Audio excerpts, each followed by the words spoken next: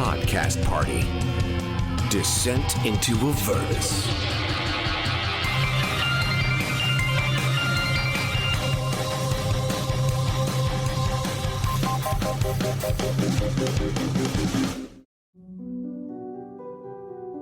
My name is Renascence.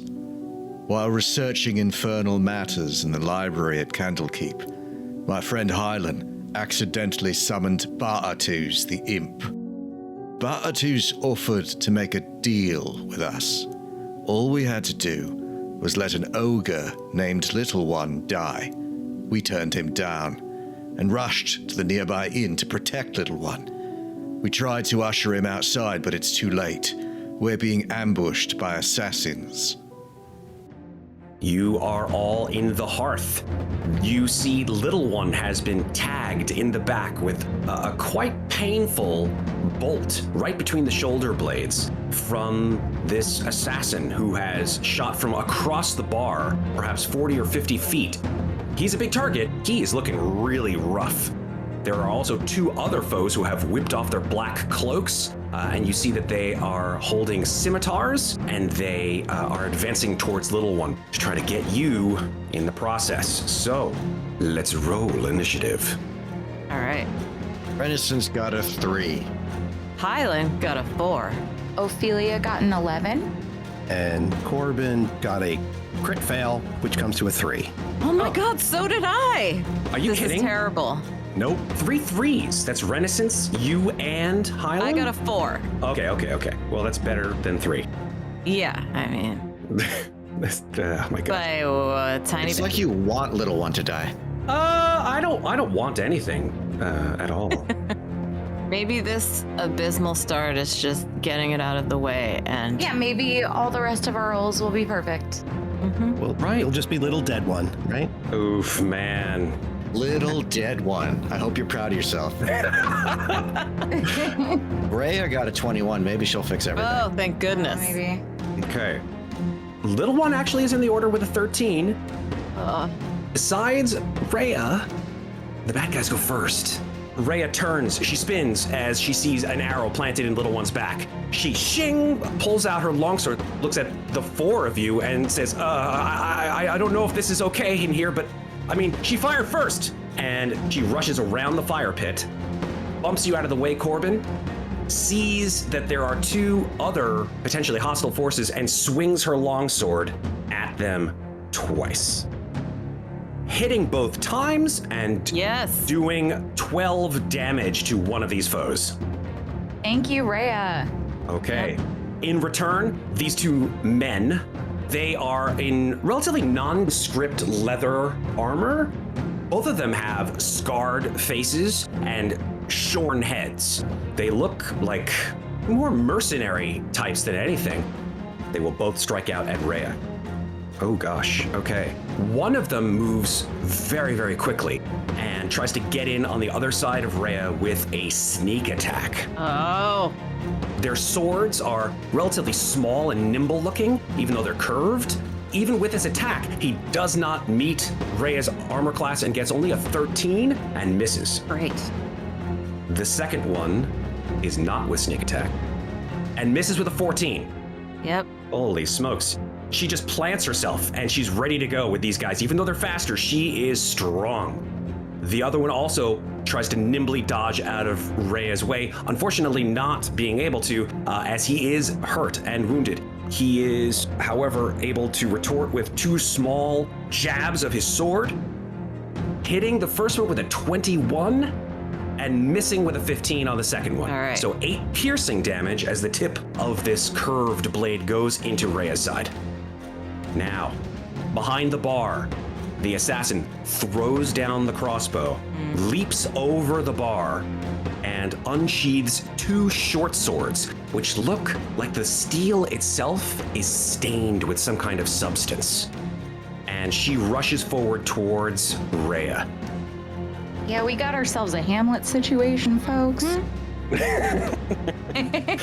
Okay, and she will make 2 attacks. Luckily for Reya has gone first because this individual, who is some kind of an assassin, has an ability called Assassinate. During its first turn, it would have advantage on attack rolls against any creature that hasn't taken a turn. And that is the reason why it got that amazing hit on Little One. And it might have poisoned him, you're not quite sure. She will make 2 attacks against Reya. Hitting with the first one, and Reya has to make a Constitution saving throw, as this blade is indeed envenomed. She makes it with a 22. Crit on that Constitution saving throw. So she only takes 6 piercing damage as she is able to sort of push the blade away from her before the venom does its work. Little One was prone on the ground after being hit right in the back. And he's sort of grumbling, and he reaches behind him, his enormous beefy arm reaches out and grabs the bolt in between his shoulder blades, and between his 2 fingers tries to pull it out, like you try to pull out a splinter almost. And he's like, help me, this hurts. And you look quickly over to him.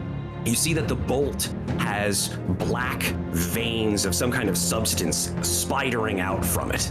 And he stands up, and you see that on his belt, there is something you didn't see before. Perhaps it was behind him when he stood up.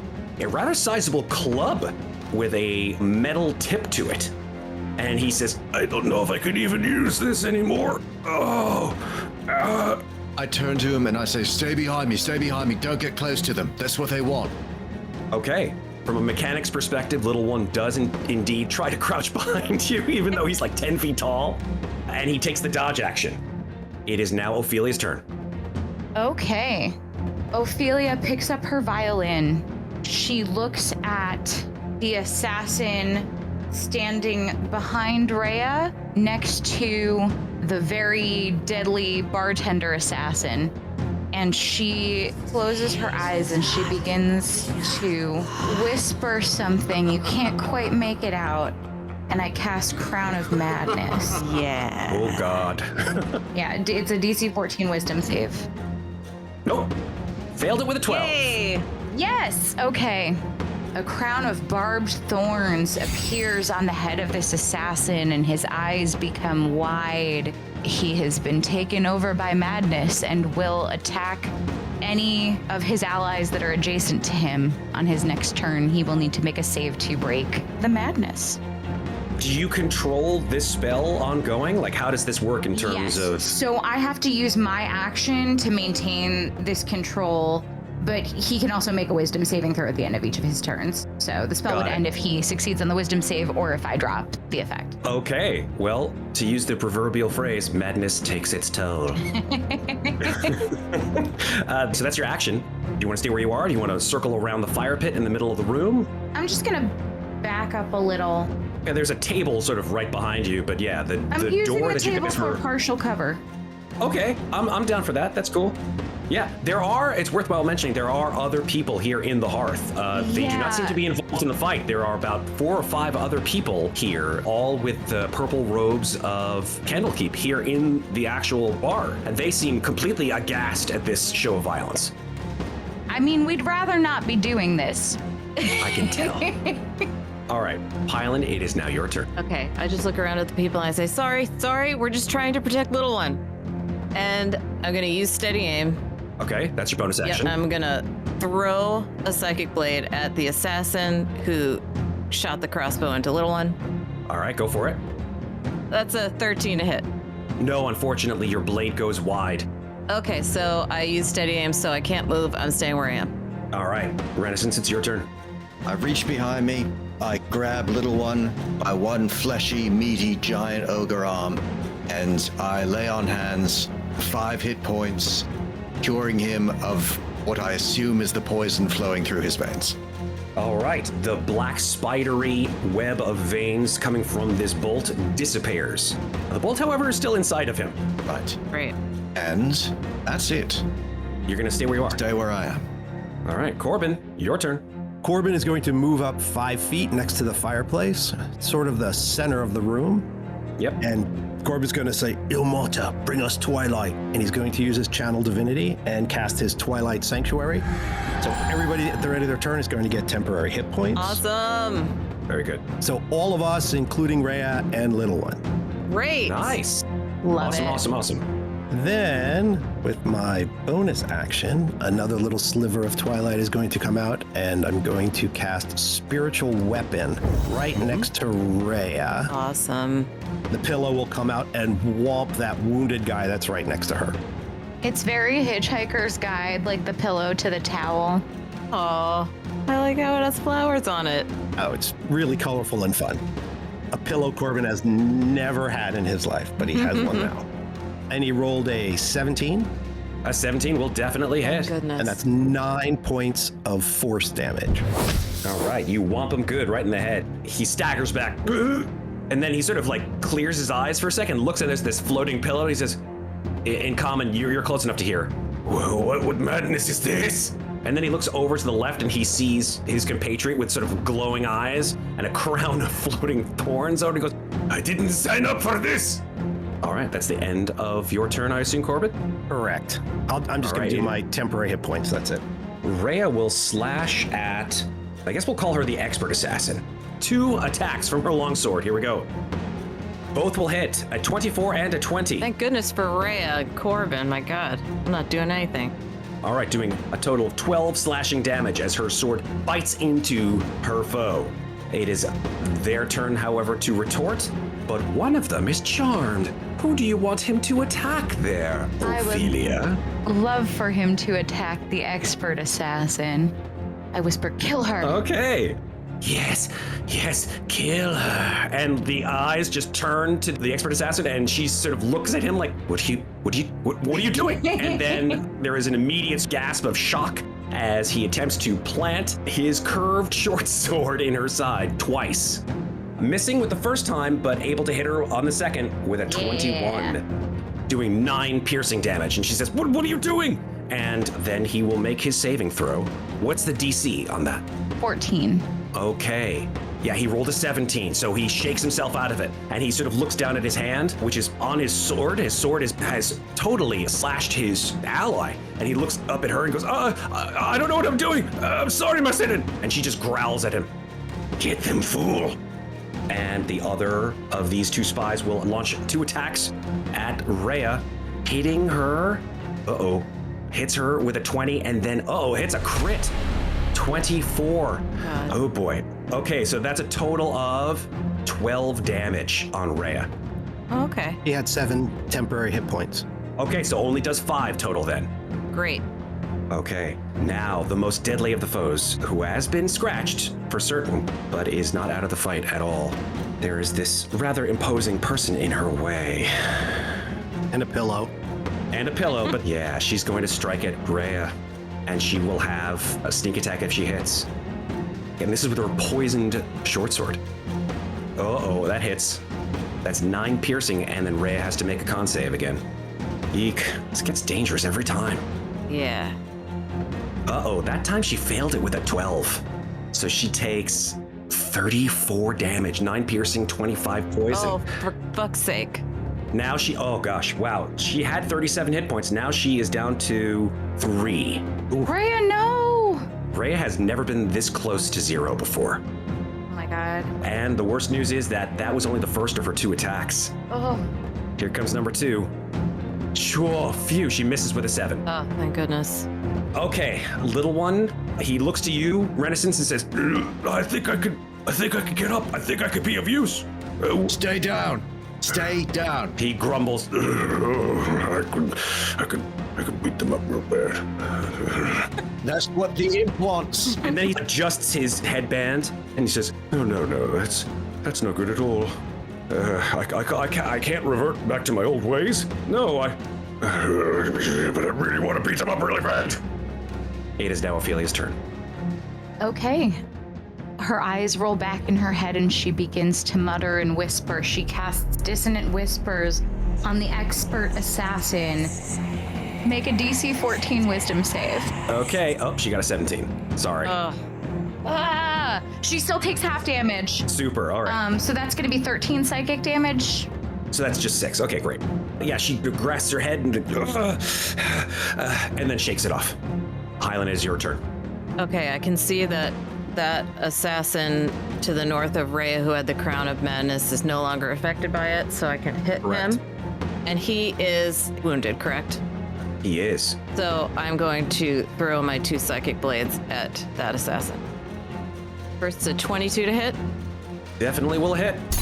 Okay, that's 8 psychic and 5 sneak attack for a 13. Okay, that blade sinks into him, disappears, as all these psychic blades do, and then he sort of looks down, screams in pain, and falls to the floor dead. Great. And then I will throw the second psychic blade at the head assassin. That's a 12 to hit. 12 will miss, unfortunately. She sees it coming after she sort of looks over at her ally who has been felled by your blade. She sees you throwing the second one and dodges out from underneath it. Okay, I'm going to stay where I am. Okay, Renascence, your turn. I run forward past the fire pit. I'll dive under Corbin's legs to get next to Reya, and I reach out. I still have not drawn a weapon yet in this fight. I just reach out my gloved hand and touch Reya's ankle, and I will cast Cure Wounds on her. Oh, nice. 4 hit points. All right. She's up to 7. And that is my turn. Okay, Corbin, you're up. Actually, I'm sorry. I'm just going to get out of Corbin's way. All right. Also, don't forget your temporary hit points. Renascence got 10. Very nice. Ooh, good one. Ooh, I got 9. All right. That's 8 for me. Super nice. Okay. Corbin. These other people at these tables, are they just regular people? Yeah, they seem shocked and they are sort of retreating to the far side of the room. They're retreating to the corners, shrieking in fear and abject horror of what's going on. All right, great. Corbin is going to move with his bonus action, his pillow, right up to the assassin, and I'm going to take a whomp at her with the pillow. Do it. Whop it good. 24. 24 will hit. All right. 11 force damage. Big hit from that pillow. All right, so this fire, can Corbin just kind of run across it? No, if you do, you will be subject to certainly fire damage. I mean, it's a fire pit. It's full of fire. Okay, he's going to run past the fire pit. 5, 10, 15, 20. Flanking with Reya. Corbin, if you run past this particular foe of yours, he will get a shot at you from the back. Do you want to do that? Corbin will hold up his shield and try to protect himself, and he will take it. Okay, here it comes. That's a 20 to hit. Oh. Ouch. That hits. Okay, probably just negates your temporary hit points. How many did you have? 5. Yeah, it goes past and through your temporary hit points and knocks out 2 of your regular as it hits you for 7 damage. Just nick me. And then Corbin will reach out a big hand and smack the assassin as hard as he can. And he is going to cast Inflict Wounds at 2nd level. Ooh. Ouch. Ouch, ouch, ouch. Come on. Give me a good roll. That's a 23. 23 will hit. Yes. That's 20 necrotic damage. Oh my. Okay, that's the big hand of ouch. It just leaves this black tar-like mark on her face as you swing with all of your might. And you realize as you bring your hand back that half of her face is on your hand. Oh boy. Like it's exposing skull. Oh no. As the necrotic damage has just withered her flesh to the point where she's screaming in pain. Oh, I wipe it on the pillow, and that's my turn. what a face-off. Okay. Reya is absolutely both horrified and thrilled by this show of force and will attack with advantage now because you are on the opposite side of her, Corbin, with 2 longsword attacks. Missing with the first one with an 8 and hitting with the second one with a 24, doing Great. 11 slashing damage on our now very much reduced and in pain assassin friend. The 2 underlings will take their attacks. Well, actually, no, there's only 1 left, actually, now that I come to think of it, because you've killed one of them. He will attack Reya with 2 short sword attacks. Critting on the first one. Oh, and come on. and missing on the second one. Total of 10 piercing. Oh no, Reya only had 7 hit points, so that drops Reya and she is dying. You see the lights slowly go out and she just closes her eyes and falls to the ground. Now, in many D&D campaigns, if an NPC gets brought below 0 hit points, they are dead. In this case, however, Reya is of, I would say, somewhat special significance, so I will give her the opportunity to have death saving throws. Now that his foe has been felled. He circles back around and tries to get to the other side of Corbin, which he is able to do. Corbin, you have foes on both sides of you. Now, since Reya is dying, the assassin, who looks pretty bad herself, has been just mutilated by your attack. And she turns to you, Corbin, and she says, and just like the side of her face that is not skeletal, you can just hear her croaking out of the side of her mouth. You're going to die. And then she stabs at you twice with her poisoned short sword. Great. Harrowing. The first attack is a 14. Misses. And the second attack with advantage is a 15. Misses. Both bounce off my armor. Lucky ducky. Good job. All right. Little one sort of calls over to you. He sort of starts forward a little bit across the... I don't even talk. No, I just we got point, this. We got this. I point at him and then I point down. He's like, I'm not a dog. I'm not a... No, we have a lot of respect for you, but you have to stay where you are. We're taking care of it. We'll explain later. He growls. I'm sure you could crush them like little gnats. I mean, I could, but that would be so uncivil of me. Exactly. Ophelia, your turn. Okay, I will once again cast Dissonant Whispers on the expert assassin. Alrighty. So that'll be a DC 14 Wisdom save for her. Nat 1'd it. Nice job, girl. So she will take 10 points of psychic damage and then must use her reaction to run away. Well, you can't run away when you're dead. Oh, You cast Dissonant Whispers. She screams. Her hands fly to the top of her head. She drops both of her poisoned short swords. She just screams, drops to her knees, and then her eyes roll up into the top of her head, and she just falls dead. well, that's also a desirable result. Wow. You guys turned the tide on this one pretty fast. I'm very impressed. Oh, yeah, we did. Hylan, your turn. All right, Hylan is going to just start moving towards this other assassin. So she's going to move 20 feet to in front of this table, and she's going to look at the commoners behind her in the corner and say, "We're really sorry, but I mean, you saw what's happening here, right?" And she's going to shing out a psychic blade from her hand and throw it at the assassin. 15 to hit? 15 will hit. Great. That is 7 psychic and 9 sneak attack for 16 damage. Okay, the blade goes in him. He reels. He sort of staggers for a sec. He looks like he's about to pass out, but he's still standing. All right. I mean, I really heard you have a lot of great books. I'd rather be reading now, to tell you the truth, than to shing out another psychic blade from my hand and throw the second one at him. The acolytes are just like nodding, like frightened. Just, yeah. Rogues, am I right? Right. That's a 19 to hit. Roll your damage. That's 5 psychic. Oh, yes, absolutely. So yeah, the first blade goes in. I think you kind of like do it without even looking at him. You sort of go... Yeah, I'm talking to them. You're looking to them at the same time. You're like... And like you hear... He's like not dead yet. You sort of give a glance. He's like... And then you throw the second one. It lances across the room. And you see it sort of from a very Sam Raimi point of view. The psychic blade just like... Almost like from the viewpoint of the psychic blade as it travels towards this guy. He's like... And then the blade just lands right in his skull. And it dissipates. He just lands back against the wall, and his life is ended. Hi, everybody. It's me, the only living boy in New York, Tal Aviezer. This show will be back in just a minute for the second half. As always, we're offering monthly free online adventures with our Dungeon Masters. These free games fill up quickly, so if you'd like to grab a spot, you should join our email list or our Discord server.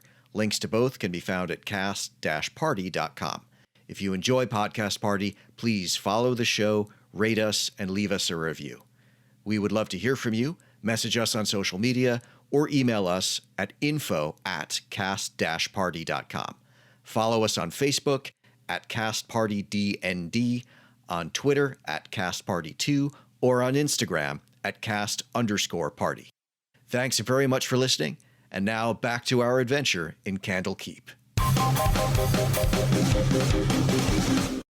I step up to Reya and put one hand on her cheek, and I lay on hands for 1 hit point, and I say, "On your feet, soldier."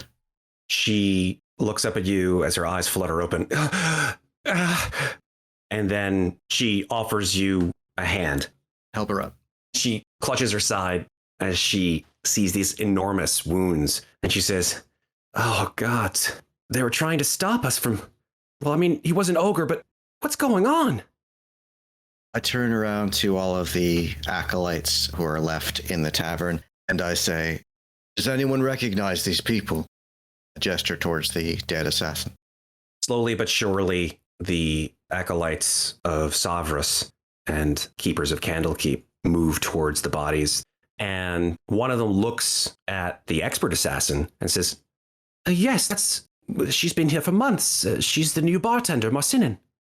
Someone went to an awful lot of trouble. I would like to search the bodies, see if they have anything identifying on them. Strangely enough, besides their weaponry, the only thing that you find on them is a tattoo on all three of them, which is a rune tattoo. It's not glowing or anything, but it is a rune in Infernal, and it is the letter Z. Wow. Are you okay? Little one, still with us? I'm fine. I've seen worse, but wow. Ow. And he sort of turns his back to you, and the bolt is still in there. Oh, boy. Maybe you should let a healer look at that. I ask one of the acolytes to go and get a priest of Savras to help little one. Well, we are priests of Savras. We certainly can assist, little one. Please, and I'm a little concerned that the danger may not entirely be past, and I would like to take out my dreidel and use divine sense. Okay. You spin your dreidel to determine if there are any undead, or fiends, or celestials. You do sense one, but it's coming from the shield. Right. Yeah, well, that's not exactly a surprise. I sort of put my thumb over the fiend symbol and put the dreidel back in my pocket. All right. After about a minute, bursting through the door is a very well accoutered individual who has a long gray beard and eyebrows, which are just, they go for days. Clearly a very important mage, as he carries an angled and jeweled staff and bursts through the door like the sorcerer in The Sorcerer's Apprentice. He just looks at this carnage and he sort of says in a booming voice, obviously aided by thaumaturgy, What is the meaning of this? Have we ever seen this person before? "You've not, no." An attempt has been made on little one's life. He looks around and he sees three people who are dead on the floor. He sees people he doesn't recognize. And then he looks at little one, looks at the rest of you. "Who are you?" We was just enjoying a quiet drink here in the pub this afternoon when suddenly the bartender fired a crossbow bolt into our ogre friend here. We were forced to defend him and ourselves. And we noticed that they each have one of these strange markings. And I raise the arm of one of the dead assassins to show the Z tattoo to the priest. He walks over, looks at the infernal letter on their arm, and says, "Interesting. Why would followers of Zariel be here? And they were attempting to kill little one. Even more intriguing." Little one, have you had any run-ins with followers of Zariel? No, I don't follow those swords at all. The mage looks at the five of you and says, "Well, we will have to investigate this at another time. The most important thing is that everyone here is safe and sound. And from what I understand, you've done a good turn in keeping it that way." My friend Reya was badly wounded during the fight. Is it possible that she could get some healing as well? Yes, of course, we can look to her. I don't think I've made your acquaintances. May I ask your names? Sorry, yeah, probably should have led with that. Renascence of Baldur's Gate. Yes, interesting. Nice to meet you, Renascence. I am the Keeper of Tomes. You may call me Janussi. Janussi. Pleasure. And the others? My name is Hylan, also from Baldur's Gate. Greetings. My name is Ofelia. It is a pleasure to meet you, Janussi, and an honor. Oh, please, think nothing of it. I am simply one seeking knowledge, just like all the rest of us. And your rather tall friend over there. Oh, Painbearer, Corbin, Shiv, Church of Ilmata, looking at this nasty wound over here on the ogre. So, little busy. No, Don't let me halt your work. Very well, we will send for healers right away, but seeing as the 5 of you made a quite decent attempt at foiling an assassination plot on our friend Little One here, I'm certain we can give you free room and board if you decide to stay. Well, actually, we'll have to be heading off fairly soon, I'm afraid, but a couple of things. Of course, we hope you keep a close eye on Little One in case another attempt is made against him. And also, my brother, Thomas Wheelwright, he'll be arriving soon. Sylvira's taken him as an apprentice, and he could probably tell you a little more of our story, but I hope maybe if you've got time, you could look out for him as well. You said his name is Thomas Wheelwright? Yeah. Interesting. Also a Baldur's Gate, and of course, he's a tiefling like me, seeing as we're brothers. Right. Well, I will keep an eye out for such a gifted individual to be apprenticed to Sylvira Savikas. Beyond that, unless you have any need, I shall take my leave of you. Once again, thank you. And he swivels, and his rather voluminous robe fills in his space as he exits. Anything seem odd about him to me? Oh, you can make an insight check as he leaves. 7. Didn't really catch anything. I say in Celestial, maybe they haven't got anything against Little One. Maybe it was just to test us. As sad as that may seem, that is a possible situation. Well, they got their answer. Yeah, the sooner we're out of here, the better. The acolytes of Denir and Savras are all sort of looking around and talking to themselves about what has just occurred. Little One looks at the 5 of you and says, well, I must express my gratitude, even though I don't know exactly why they were trying to kill me in the first place. I'll keep an eye out for certain, since you say that you're not staying in Candlekeep for long? Oh, I'm afraid not. We'll be moving on soon. We're glad we could help you. I'm glad that you did. Here. And he takes the book that he was reading, and he says, This is my favorite book.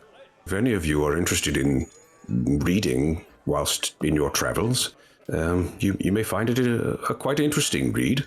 Thank you. That's very kind. It's my 5th time reading it. I just love reading it over and over and over again. What's it about? Oh, it's some esoteric subjects, and I'm sure you'll find it quite interesting.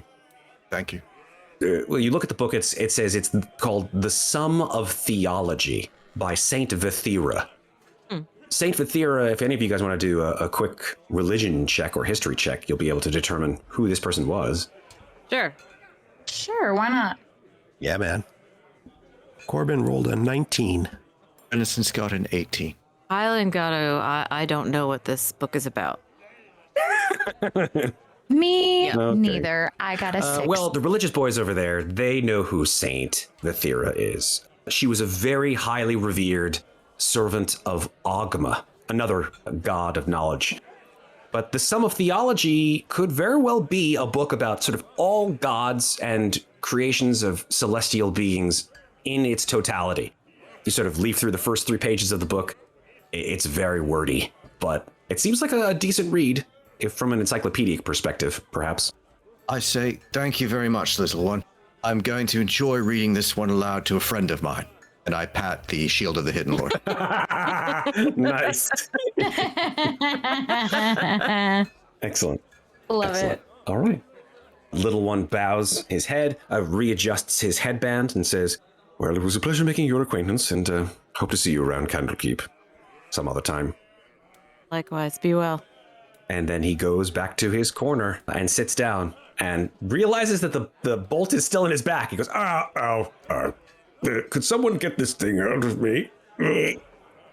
You want me to pull it out? I'm trained in medicine. A lot of priests in here. Yeah, maybe we should let the healers, No, I'll do it. the I'll just healing. put my foot up on his back and just that's okay. Yeah. push it through, maybe push it. Cool that you Let want the healers. I'd rather he be alive when we leave.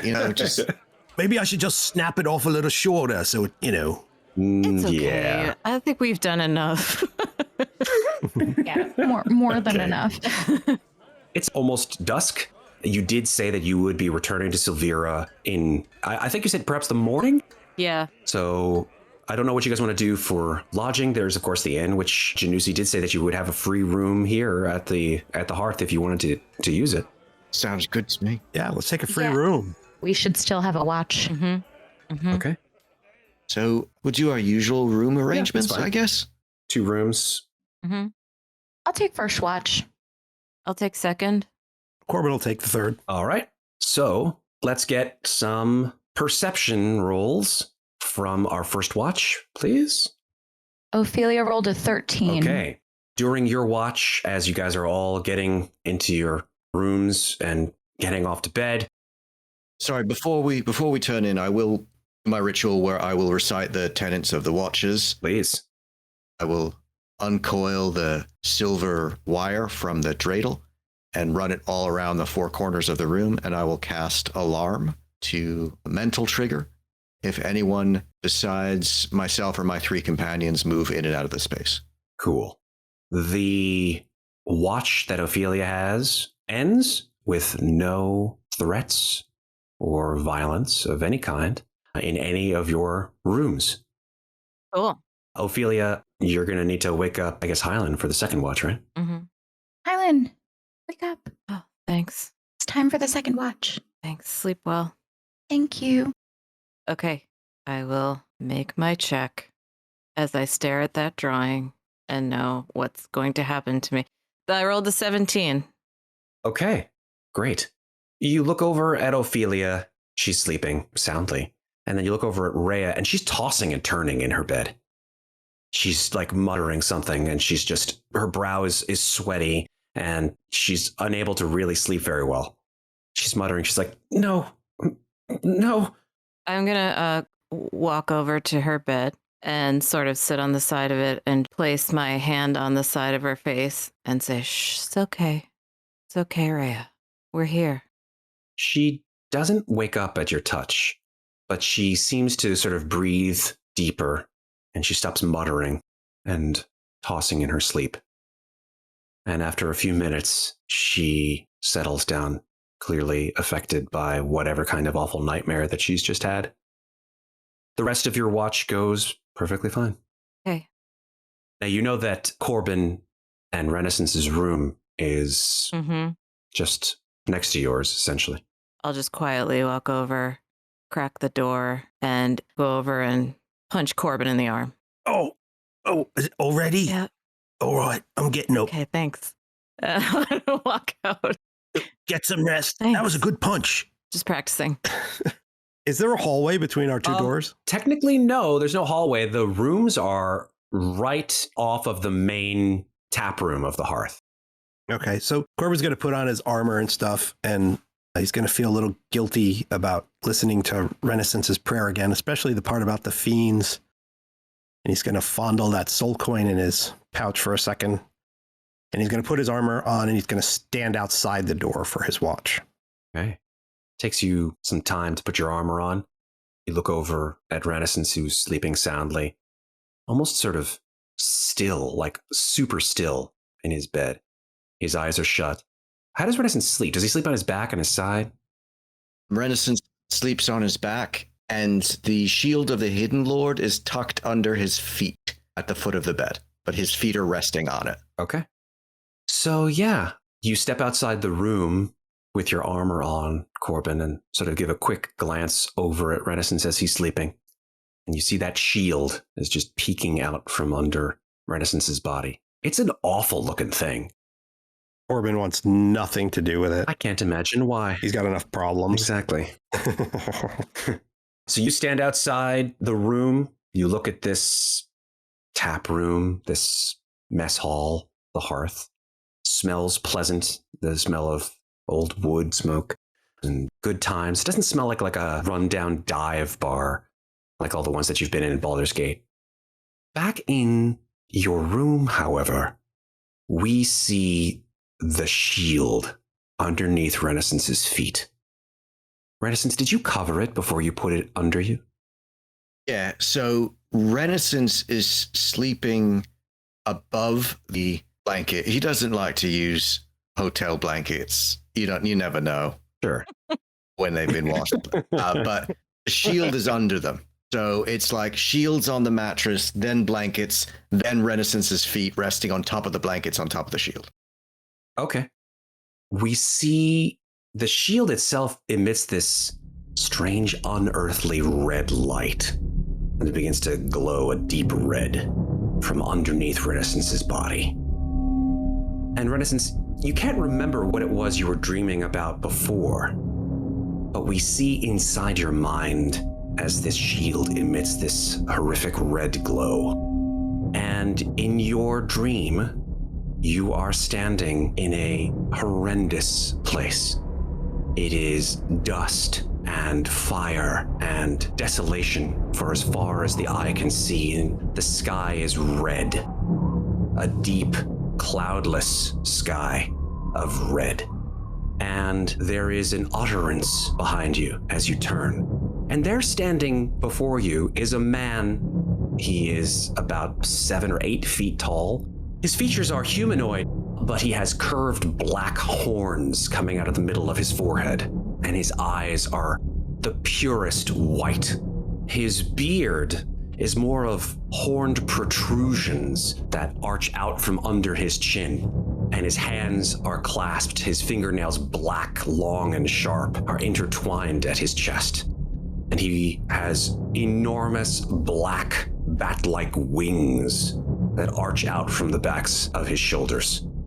And he looks at you, Renaissance, and says, So, it is here finally that we can talk face to face. That you, Gargs? I really detest you calling me that. I am Gargauth. That is who I am. Is this home? It is one of many homes. It used to be a place which I lorded over, long before you were ever existing on this plane. Where did it all go wrong, Gargs? Lord of all of this, I sort of wave my hands to encompass the wasteland of nothingness. Entrapped in my shield. Oh, that is a mistake that I shall ne'er make again. But this place... and he opens his arms, signaling his acknowledgement of where you are standing. This place used to be quite different. It was a paradise, now reduced to nothing more than rubble and detritus. Whose paradise? Paradise of the gods, of course. Created for whom? Well, those who enter my realm, and yes, I say my realm as it is mine, deserved to be here. They have done deeds mighty enough to warrant their deserving of such a fate. But to make it all the more painful, the gods decided to use Avernus as a place to show mortals where it is that they could have been. And so they placed pockets of unwanted celestial paradise here on Avernus, and then snatched it from them as quickly as it was found. Now there is nothing but dust and pain and bones. Clever. Can't appreciate hell if you haven't seen heaven. Indeed. What's it got to do with me, Gargs? Why are we here? Assume you've got something to talk to me about. Very much, Ernest. You have a natural distrust of me, and I don't blame you. Perhaps it is this form. And then he snaps his fingers, and he is now Thomas Wheelwright. Perhaps it's this that you trust more. I look away from him. That's low, Gargs. Even for a fiend, that's low. There is no such thing as low for fiends. But if this form and this voice does not please you, then I shall just choose another one. One that you may find more pleasing and less distracting. One that you trust quite intrinsically. And he snaps his fingers, and now he is Hylan. And he says, How does this match your expectations, Renaissance? Is this what you would want to see and hear? Gargs. When I was at Ilmater's School for Friendless Boys, it took all us poor orphans on an outing, the theatre. We saw Termish play. and didn't like it. I'm not really one for dramatics and illusions. So, want to talk to me, Gargs? Let's just talk. Hylan's face frowns, and then Gargauth snaps his fingers, and he is once again that monstrous 10-foot tall being with the bat wings. And he says, Very well. What can I do to make you understand that we are on the same path? No deals need be made here, but I can provide you with power if you so desire it. I don't want anything for you, Gargs. Could take you home. Get used to it. I point around to the landscape again. I'm gonna find someplace really special in Avernus for you, Gargs. Somewhere where Banthampers and Flaming Fists and Grand Dukes and Patriarchs and Cultists of the Dead Three ain't gonna pick you up and strap you on their arm and start listening to all your little stories. Someplace where you belong. Think of it as a homecoming. So you wish to free me by bringing me back to my home, then? Is that what you call it? My realm, yes? I take you back to Avernus. You're just gonna pop out of that shield? Is that how it works? Something like that, yes. Guess we'll find that out together, won't we? Yes. Yes, I guess we will. Well, since I guess no concord can be made, I shall say farewell for now. Not making any commitments, but if you don't pop out of that shield as soon as we get to Avernus, feel like chiming in as a bit of a tour guide, or someone who's intimately familiar with the layout and environment, maybe then we'll have something to talk about. Oh, Of course, if you're confident you're just gonna pop out as soon as we arrive, then that don't matter. We'll settle up then, won't we? yes, I guess we will. and he smiles, and his eyes glow with an awful hellish white light. And then your eyes open, and you are in your bed, and the sun is streaking in from the nearby window as your rest has completed. So it is now the morning of the next day. You all have had a long rest, so you can re-up your resources, etc. Reya is fully rested. Great. And we can now say goodbye to the hearth as you guys exit that inn and stride confidently towards the Emerald Gate and Sylvira Savikas' tower. Corbin will put his hand on Renascence's head and says, Your mother blesses you, and you now have the vigilant blessing. Cheers, Corbin. I fall back beside Hylan as we're walking across the courtyard. Went to hell last night. Oh, really? You just couldn't wait, could you? Yeah. Args took me there. What do you mean? Args wanted to have a bit of a chat. You were there? I was there? Yeah, well, he thought that I would be more amenable to a conversation if he looked like you. He tried my brother Thomas as well. Huh. But I wasn't all that interested in what he had to say so much as where we were. Go on. I don't know how to explain it, but hell's supposed to feel really bad. I mean, I know that sounds trite, but, you know, like lakes of fire and ashen sky and rocks and wasteland and, you know, all that sort of thing. Like my drawing. Yeah. But didn't feel like that. What did it feel like? Like, I didn't realize that my whole life somebody was standing on my chest, and then they suddenly stepped off, and I could breathe. You were relieved to be in hell? Not relieved, but like, comfortable. That made me really uncomfortable. You get what I'm saying? Well, I can imagine it would, but I can tell you that I'm not concerned at all. I mean, you could go there and it could be the most pleasant place in the world to you, and you still would not betray your friends. You'll do what's right. Yeah. You just might be a little more comfortable doing it than the rest of us. Hear that, Gargs? That's the real Hylan talking. Did I look good, or? Yeah, no, you look great. Oh, that was the whole point. Yeah. Oh, right. Okay. Thanks, Gargs. So you guys make your way through the main library of Candlekeep and back up to the tower, climbing your way or flying your way, depending, Hylan, if you want, to the top where Sylvira is sitting there waiting for you with her little quasit, Jezebel. She has a cup of hot tea in her hand, and she looks a little puffy-eyed as it is morning. She stands up as you guys enter her room and says, hello, welcome back. Let's talk about Traxigor over some tea, perhaps, shall we? Yes, some tea would be lovely. I have some for you if you'd like. absolutely. Yes, Please have a seat. we sit. Corbin stands. Okay. Of course. Has to be that guy. I don't deserve tea. I say, Gogs, you don't need to hear this part. And I sort of put the shield face down on the floor.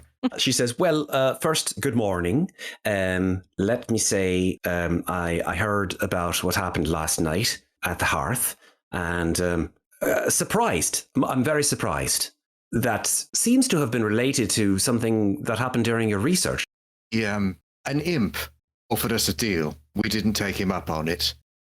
Ended up putting little one in a spot of danger. Would have given us the impression that perhaps the sooner we're on our way, the better. Well, this worries me quite a lot, I must say. Yes, aren't fiends not supposed to be able to get into Well, Candlekeep? To be honest, nothing is able to enter the fortress of Candlekeep. The Great Shield protects us from all incursions and all entrances, magic and otherwise. Well, I count 2 incursions in less than 24 hours. Definite incursions. Yes, well, that's sort of tracks with the history of this place, that we seem to think that we're invulnerable and impregnable, and the next thing you know, bad stuff happens. So, noted for next time, I guess. Yes, perhaps someone can look into Oh, that. no. Many keepers looking into that right now. The Seekers, the Keepers, even the Keeper of Tomes himself, from what I understand, got involved.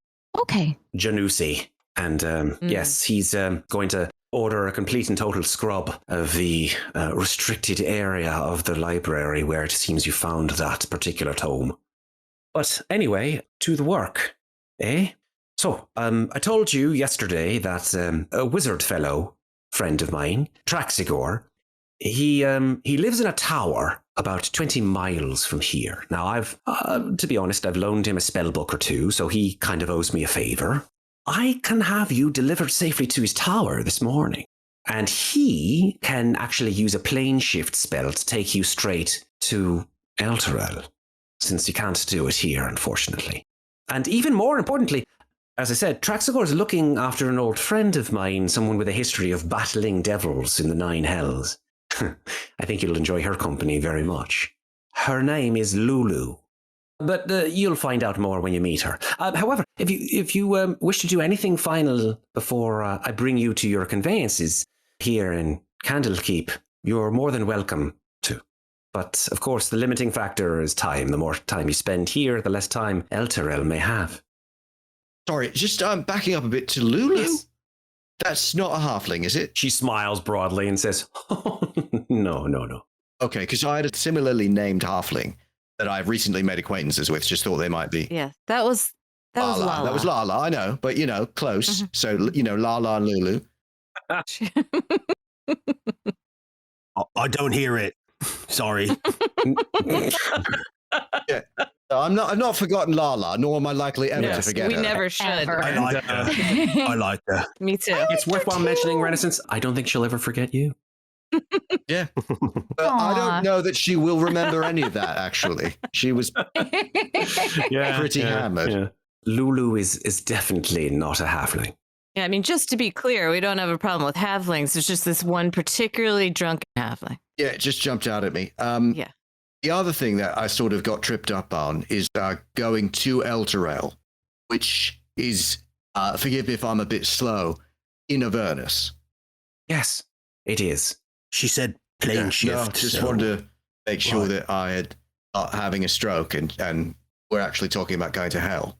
Yep. Reya looks over at you, Renascence, and says, were we planning on doing something other than that? Because I certainly wasn't. Yeah, absolutely. You're more than welcome to not do anything. That's not an option. I think we should. I just want to make sure that everyone's doing this with their eyes open. It's Avernus. People don't generally come back. Sylvira sort of takes a deep breath, puts her hand on her face, and says, Renascence, it seems like you're not as sure about this idea that the rest of your compatriots seem to be willing to move forward towards. Oh, no, sorry. I'm sure about me going. I'm looking at a group of people that I care about very much, and I'm not happy with the idea of all of them going, not getting back. She nods and says, well, I'm sure that they have a voice. they can speak for themselves if they wish to undertake this rather treacherous adventure. Reya looks at the rest of you and says, I don't think I need to speak any further about my intentions. We do everything together. We don't leave anyone behind. Agreed. How do we get back, though? Sylvira sort of looks at you, Corbin, and says, well, I'm certain that someone in Avernus will find some way out. People come and go.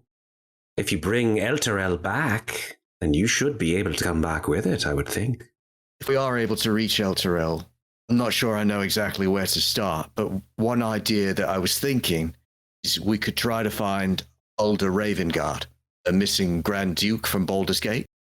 Oh yes, I think that's quite a good idea. Reya looks at you and says, Isn't he the head of the Flaming Fist? Yeah. He's had some life experiences since then. Yeah, and obviously he wasn't an ally of the Van Thampers, or they wouldn't have pulled this with him in Elturel. She looks quizzically at you and says, I don't know if I trust the Flaming Fist very much, to be honest, but... Oh, I definitely don't, but he's a person of authority who can get things done.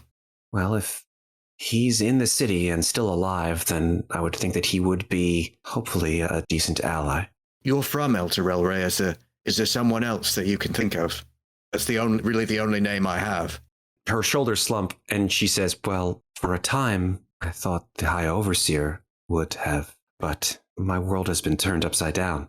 If there are any Hell Riders left that have been in the city since its fall, they would be, for certain, people that we could look for in order to help us. That's a good idea, finding the Hell Riders. Just, it's hard to have a plan about going to Hell, but I'd like to, sort of think through what might be step one when we get there. Sylvira says, well, I know that Traxigor has quite a lot of material on Elturel. I know he has an old map. I loaned it to him a long time ago. Hopefully he's kept it since then. So it's possible that he has it still in his possession. Perhaps this Lulu could help us? Oh, for certain. I know 100% Lulu will be of great use to you. Well, if I have to go to hell, I'm proud to go with all of you. It sounds like a one-way trip, though. Most certainly. I'm in. There's a chance we can help Elturel, then we've got to take that chance. Just getting Gargs out of the reach of mortals who we could hurt, that's important in and of itself. She claps her hands together and says, well, then, I guess it's a plan, then. Quickly, then, while we have the time. And she ushers you across the hall to a crescent-shaped landing platform that's just adjacent to her laboratory, which has a stunning view of the sea and the rising sun. And she says, well, when I said conveyance, of course, nothing but the best for you. And she points, and waiting for you atop this platform are several griffins with saddles on their backs. Fantastic. And there are a couple of handlers there standing nearby to help you. And she puts her hand on one of the griffins' beaks and says, they'll do just fine. They've been given instructions to fly you to Traxigor's tower. Don't worry, it's completely safe. Jezebel, hold my tea. Jezebel, is awestruck as she is given this little thing of tea, and she's like, how? You can finish it. Start walking towards the griffins.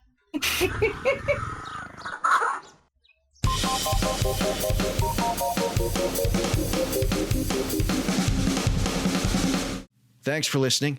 This episode featured the Dungeon Master stylings of Matt Gordon, with Andy Cannistra as Painbearer Corbin Shiv, Carolyn Fox as Hylan, Rachel Tamarin as Ofelia, and me, Tal Aviezer, as Renascence. This episode was edited by Carolyn Fox and me. Our original theme music is by Lauren Anker and Anthony DiMasso. Some sound effects in this episode are courtesy of Sirenscape.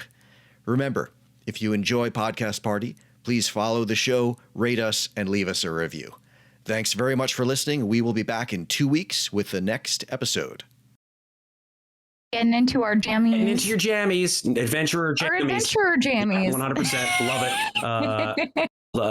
Now available at the Cast Party merch They store. all have a fantastic logo on them. I don't know, what would adventurer jammies have on them? Like AJ's?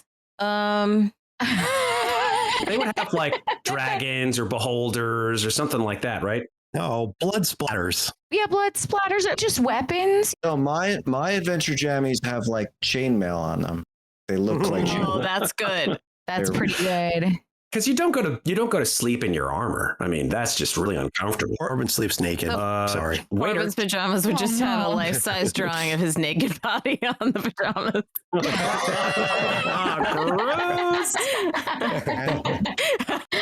Can confirm. Please put that in the store. I really want that. Can you buy like body pillows and put like Yes, people's you faces can. on them and stuff like that? Could you just like do a Corbin body pillow? Corbin pillow. Furry. I love that. Ooh, furry Corbin body pillow that's like twice your size.